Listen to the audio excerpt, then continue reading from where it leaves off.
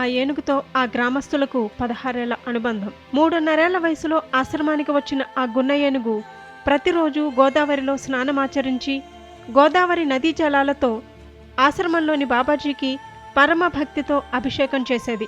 ఆలయానికి వచ్చే భక్తులను చిన్న పెద్ద తేడా లేకుండా అందరినీ ఆశీర్వదించేది. అలాంటి గజరాజు ఒక్కసారిగా కుప్పకూలిపోయాడు.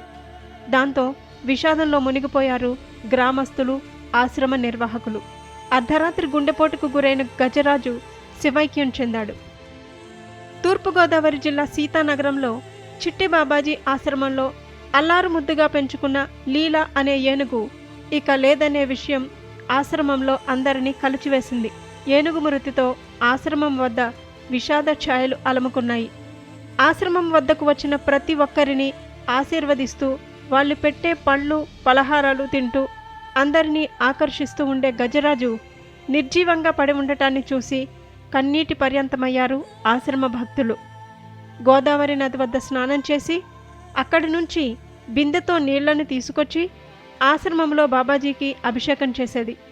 గత 3 రోజులుగా జ్వరంతో బాధపడుతున్న ఏనుగుకి కేరళ వైద్యులను సంప్రదించి వైద్యం అందించారు. ఏనుగు కోలుకుంటుంది అనుకుంటుండగానే ఉన్నట్టుండి ఒక్కసారిగా గుండెపోటుకు గురైంది. 19 ఏళ్ల ఏనుగు లీల ఇక లేదన్న వార్త జీర్ణించుకోలేకపోతున్నారు.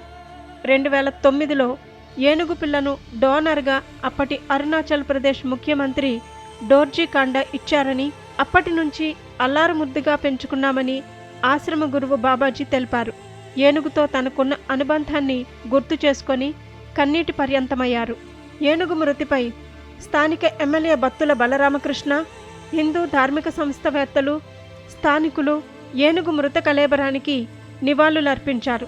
పసుపు కుంకుమలతో పూజలు చేశారు. సమాచారం అందుకున్న జిల్లా ఫారెస్ట్ అధికారులు ఏనుగు అంత్యక్రియలకు ఏర్పాట్లు చేశారు. భజన బృందంతో మేళ తాళాలతో ఊరేగింపుగా తరలించి ఏనుగు కళేబరానికి అంత్యక్రియలు నిర్వహించారు.